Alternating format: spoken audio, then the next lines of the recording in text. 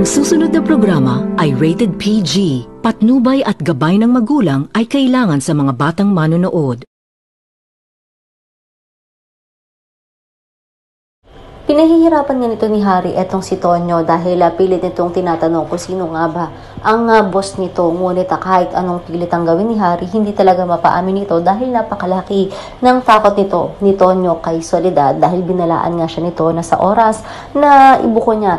Ito nga si Soledad ay sisiguraduhin nito na tatapusin siya nito. Kung kaya't kahit itong si Amam o Manang Lydia ay hindi makumbinsi ang kanyang apong si Tonyo na magsalita dahil nga sa takot nga nito. Samantala, napag-alaman nga nito ni Sky na nung gabi na umuwi ang kanyang ate ng umiiyak ay hindi pala si Gino ang kasama nito, kundi ito ay bumaba mula nga sa motor nito ni Opet at kitang-kita nga iyon ng kaibigan ng kanyang ina at talagang sinabi nito na binanggit niya iyon noon kay Tanya.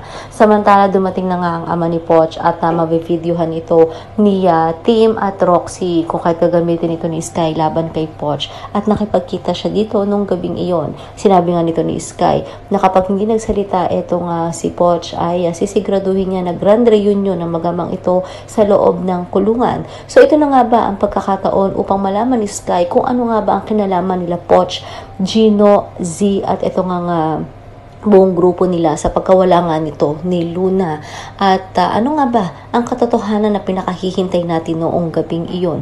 Marami pa tayong mga dapat tunghayan sa mas tumitinding mga tagpo at mga kaganapan dito nga lang sa Senior High.